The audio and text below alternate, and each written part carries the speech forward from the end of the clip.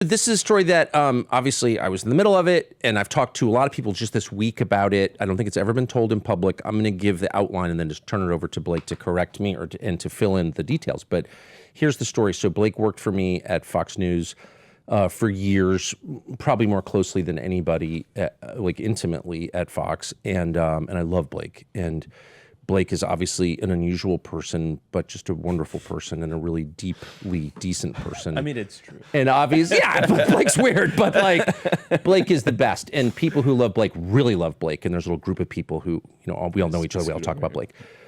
So Blake got caught up right at the height of all this insanity, true insanity called cancel culture. But it was more than that. It was like French Revolution stuff.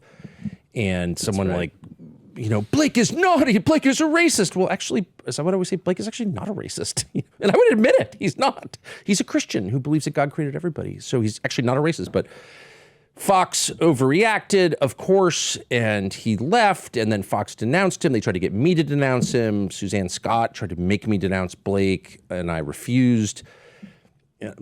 Something I'm proud of. But whatever. It was just awful. It was the saddest moment in the 15 years that I spent there. And then Blake's unemployed. And unemployable. And I get this, and I feel terrible, and I feel like I've got a moral obligation to help Blake. But who's going to hire Blake? Because he's like, in the New York Times, he's like a bad person, when actually he's a great person. Charlie Kirk calls me. He's like, I'm thinking about hiring Blake. I was like, God bless you, Charlie. What's he like? I said, well, Blake's very eccentric, like, no kidding. He's the only person who ever lost weight eating junk food. Like, he's a really unusual person. Like, we talk about Blake all day long. But he's a wonderful person, and he's incredibly talented. No one disputes that, and I think you should do it. He does. Charlie and I talk about it. Then Blake and I talk about it. We're having these like conversations behind the scenes about each other. And not only does Charlie hire Blake, he puts us, it makes me emotional, he puts Blake on the air as if to say, I know this man. He is a good man. You will judge me for doing this. I'm doing it anyway because it's the right thing to do. And then, of course, it becomes this whole thing where Blake is like a true asset to him. But when he first did it, it was like, no. I'm doing this because it's the right thing to do. This is the last thing I'll say before turning over to Blake. I've been in this business my whole life. Nobody does that. Nobody does that. Everyone's like, oh, I'm for free speech or whatever, until it hurts me, at which point, like, sorry, pal, good luck. But Charlie pivoted against that in a way that exposed him and his group, Turning Point, to ridicule and risk, and he did it anyway. And all week I've been talking to people about this, like, that was the acid test. Those of us in this business know how brave that was. It was the bravest thing.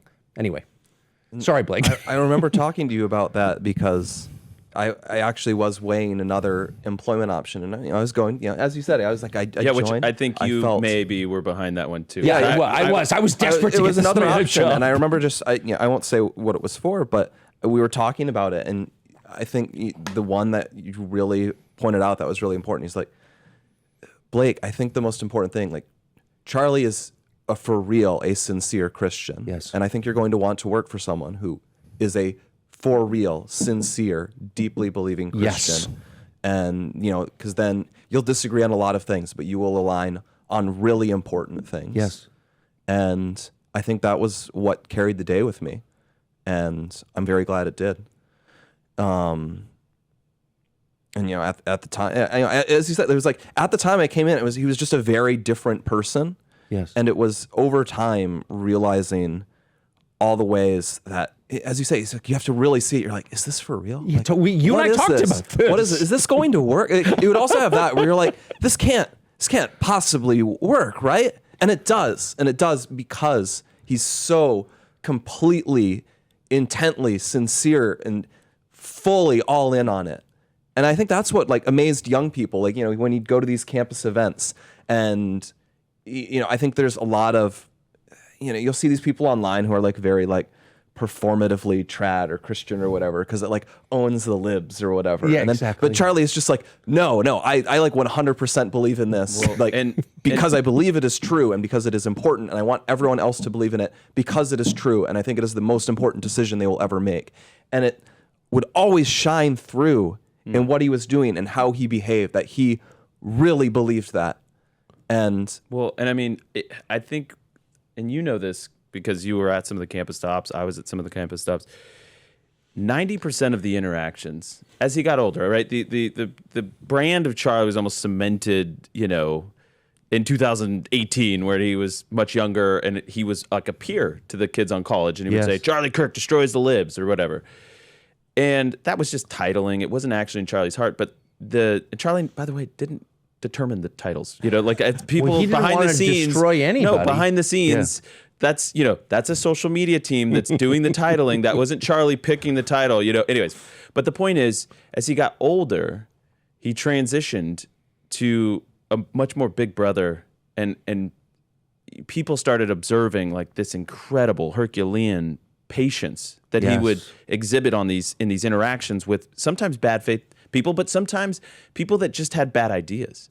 And 90%, if you went and sat there and watched the entire 3-hour Prove Me Wrong, 90% of it is him being kind and gentle and thought-provoking and working through whatever was the lie that was stuck in this kid's head, or sometimes professors, but he would work with them through it and use the Socratic method to draw out the truth. And it was a beautiful thing. And, he doesn't get nearly enough credit for that because the Charlie Destroys the Libs clip goes mega viral, right? I couldn't agree with you more. I have to say, when all that happened to you, I just cannot say how because we've talked about it many times, but that was like one of the most painful things that's ever happened to me in my life. Because we have such a tight staff and the same staff. Like I don't have new people working for me really ever, and I don't care to. So that was really, really painful. Go ahead. I just wanted you to have health insurance. My expectations for you were so low because you had been so mistreated and maligned and slandered. And it's just so hard to come back from that. The fact that he put you on the air is possibly a mistake. What? It was not a mistake, but that is so wild. So I have an insight into that piece of the story because I was aware of this other job opportunity, and I see it now all as like God's plan. And I was working on kind of a panel show idea, but I didn't have it was just like a nugget of an idea. It was back in my head. And I remember kind of just intuiting that in order to like restore this man that had been so wronged by Oliver Darcy or whatever and CNN, these scumbags, I thought, I need to forgive Oliver Darcy. Thank you for reminding me. As we forgive those who trespass against us, he needs to be my daily rotation. So, but and by the way, I ended up in that moment, when we were talking with Blake at the beginning, I looked back at your monologue from that night. Maybe it wasn't your monologue, maybe it was the final segment, but you said you really were defiant, and it was beautifully done because you were back at you were part of something and only had so much control at that moment, right? And so they were bullying me. Suzanne Scott got me. I was in the parking lot of a place I was in Bozeman, Montana fishing, and she called me, and I went outside to do my pre-show bathroom break, always outside if I can do it. And she called me and she said, you need to say what he said was wrong. And I said, I'm not doing that, period. And you can fire me and the show's live in 10 minutes. I'm not doing that.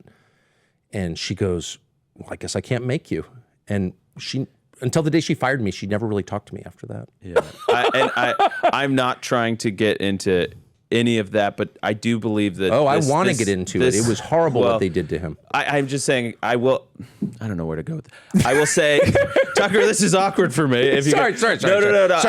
No, I would just say that I think this moment has profoundly changed all of us, including people like Suzanne, and I just want to say briefly, for what it's worth, she's been exceedingly wonderful. I shouldn't and kind. say that. And we all changed, and I've done crappy things, a lot of crappy things in my life, so I shouldn't be judgy. But to your point, your hands were tied in that moment, and you defiantly said, I remember you said, I just want everybody to know that you are gloating over a young man's life being ruined, and shame on you. You basically, I'll never forget that, and I remember thinking, okay. Like, if Tucker's got his back in this moment, this guy's pretty great. He's the best. Yeah, and he's been the best. And I love having Blake on our team. They came out of nowhere, man. I'll never forget that. I'll never forget that as long as I live. But anyway, the point is, whatever. And I shouldn't even have brought up we put him on Fox air. Exactly. And by the way, and now, look at this. This show is going on. Erica Kirk has demanded that the show goes on. And we're going to figure out the details. And Blake is going to be critical to that. And if we hadn't have created this roster, this thought crime crew that we do on Thursdays, I don't know what we would do. But it takes the bravery of an individual to get there. So like everything is fine now and Blake can do whatever he wants and people know who he is because they get to see him and they can make their own judgments about him. But when Charlie made that decision, and he's the one who would have been blamed if it had gone wrong, people didn't know who Blake was apart from what they read in the New York Times. Slander devised by CNN and Oliver Darcy. That's a fact. And not helped by a lot of other people who I shouldn't be attacking. You're right. Sorry about that. But he's the one who allowed Blake's life to continue. And I felt it so strong because that's my world. Like, I know what that is. And all those people are like, well, you can't put him on air. Like, he did bad things. I heard that. And Charlie was like, he was willing to stand up to them and say, no, that's not true. Like, most people are not going to do that. No one will do that. And, well, and I remember the nasty articles. There was a few. And Charlie would just write back, LOL. So that's courage. In case you're wondering what courage is, that's actual courage. And you know that it is because it's so rare. Nobody does that. If people do that, who are they? I live in this world. Like, I know every single person hosting every single show, and they don't do that. And he did that. And so that's what actual courage is. Courage is standing up for what is true in the service of other people, in the service of showing love to other human beings. That's the commission that we get from Jesus, period. And he actually did that at great risk to himself. And anyway, I've had like 50 text exchanges about this all week. Come up. Anyway, bless you, Blake, for being thank you. at the Bless center you. of that. Thanks for standing with us. Thank you very much. Genuinely. Can I say something that you told me that the night of that blew my mind? Go for it. So We're bringing Blake to the brink here. We were in Provo the night of, and it was like we were all shell shocked. And Blake was there with them when it happened, and we filter in late at night into this little like corner of the restaurant, the hotel in Salt Lake City, and I don't know how it came up, but Blake says I will never forget it. He said, Charlie gave me my life back. Yep. And I knew exactly what he meant. And now I think the audience does too.